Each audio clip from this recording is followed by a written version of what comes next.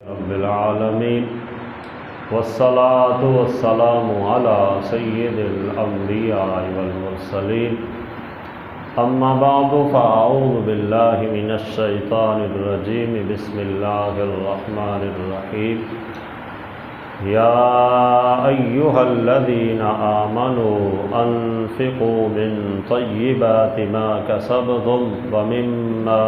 أخرجنا لكم من الأرض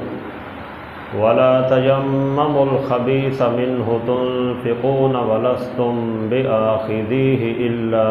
أن تغمضوا فيه واعلموا أن الله غني حميد الشيطان يعدكم الفقر ويأمركم بالفحشاء والله يعدكم مغفرة منه وفضلا والله واسع عليم صدق اللہ العظیم۔ احباب دی وقار، آج ہمیں سورہ بقرہ کی آیت نمبر 267 اور آیت نمبر 268 پڑھنے کی سعادت حاصل ہو رہی ہے۔ ان دو آیات میں بھی خالق لم یزل نے صدقات و خیرات کی ترغیب دلائی ہے، اور بالخصوص ان دو آیات میں بندے کو یہ تنبیہ فرمائی کہ اسے چاہیے کہ وہ صدقہ و خیرات کرتے وقت گھٹیا چیز کو اللہ کی راہ میں صدقہ و خیرات نہ کرے، بلکہ اسے کوشش کرنی چاہیے کہ عمدہ سے عمدہ چیز اللہ کی راہ میں قربان کرے۔ جیسے بندہ اپنی ذات کے لیے یہ چاہتا ہے کہ میں اچھی چیز استعمال کروں، ایسے ہی بندے کو یہ بھی چاہیے کہ جب اللہ کی راہ میں دینے کی باری آتی ہے تو اس وقت بھی بندہ اچھی چیز اللہ کی راہ میں قربان کرے۔ ارشاد فرمایا یا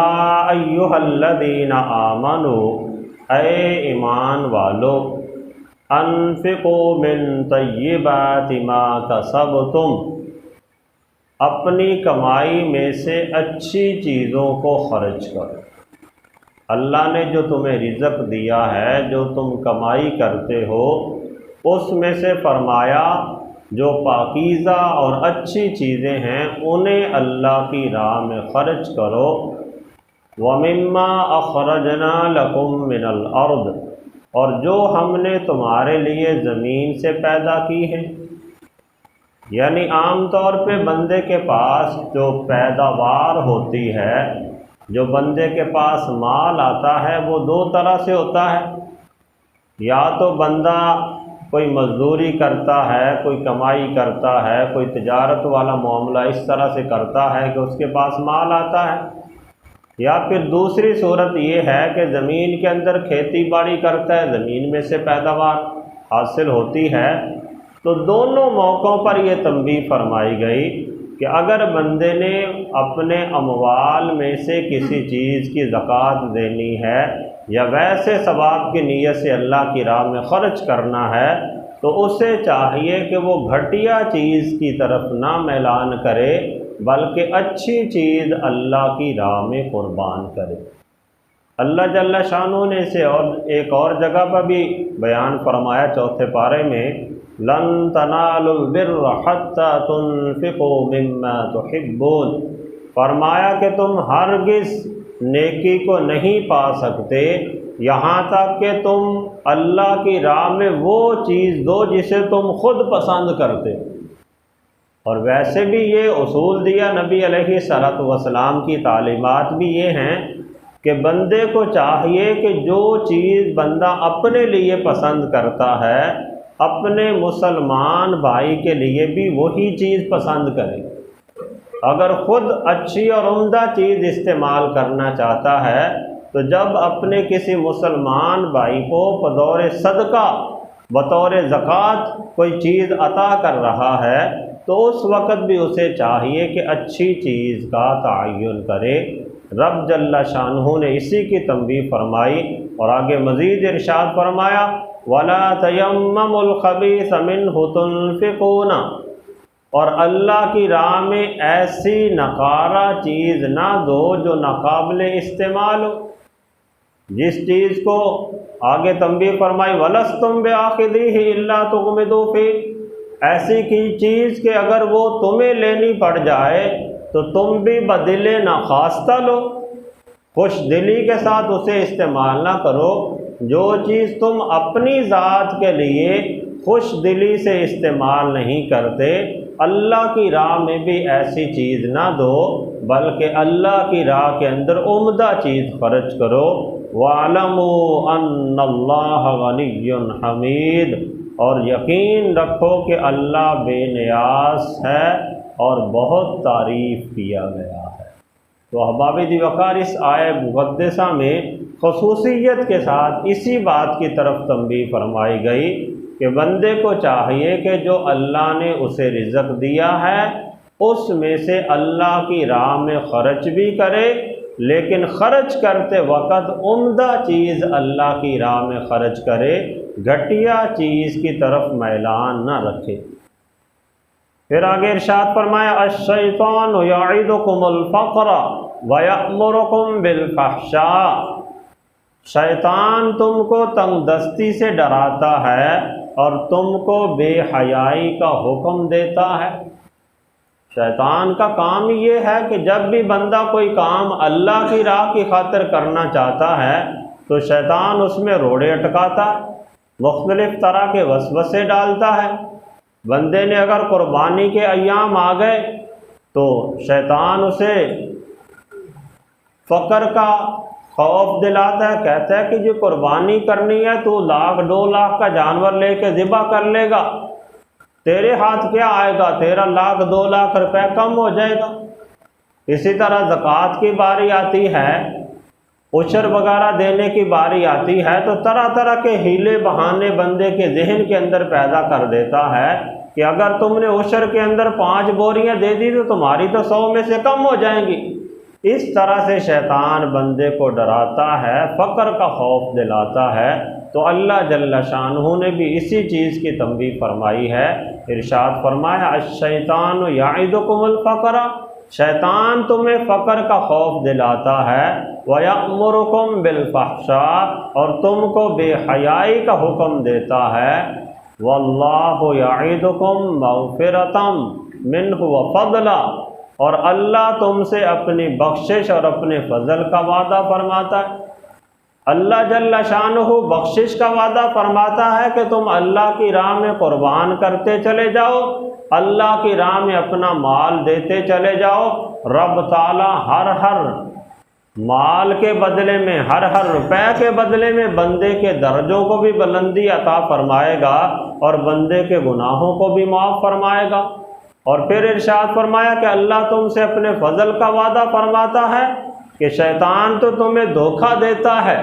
کہ تم اللہ کی راہ میں خرچ کرے گے تو تمہارا مال کم ہو جائے گا، تم فقیر ہو جاؤ گے،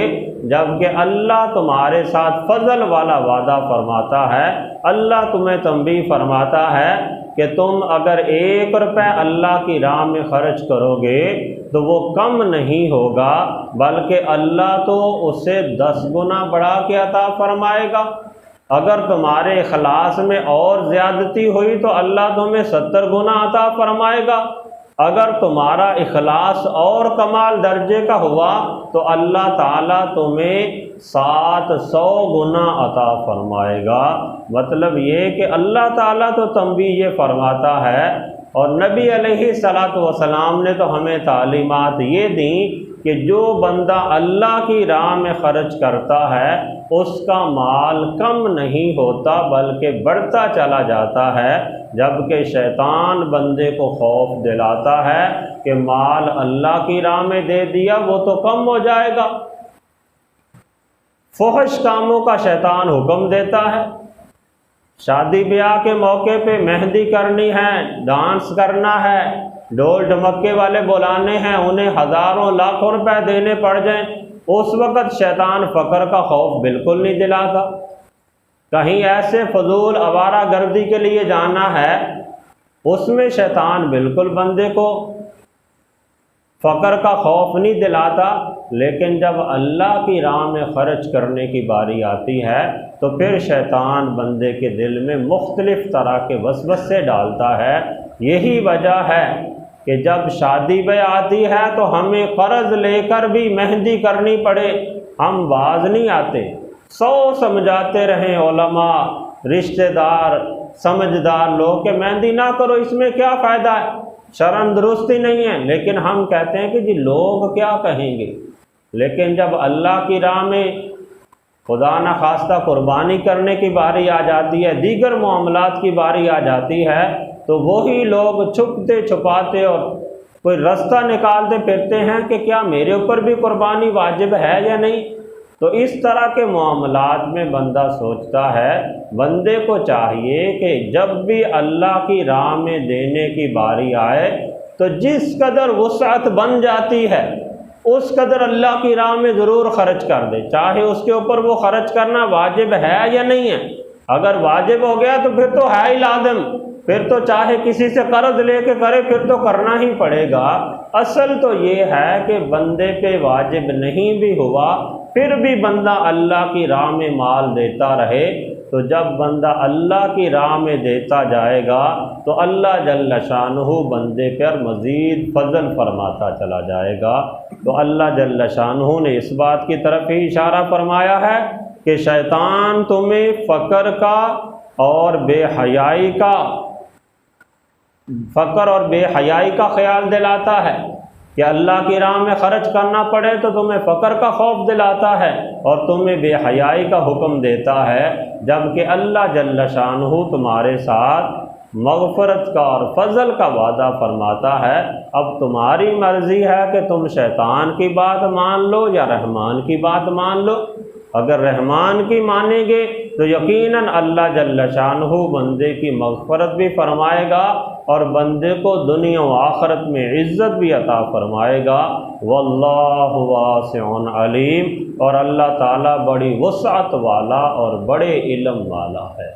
احباب دی وقار، اللہ جل شانہ کی بارگاہ میں دعا ہے کہ اللہ تعالیٰ ہم سب کو دنیا و آخرت کی بلائیاں عطا فرمائے، اور اللہ تعالیٰ ہمیں اپنے مال کو خالصتاً اللہ کی رضا کی خاطر نیک کاموں کے اندر خرچ کرنے کی توفیق عطا فرمائے۔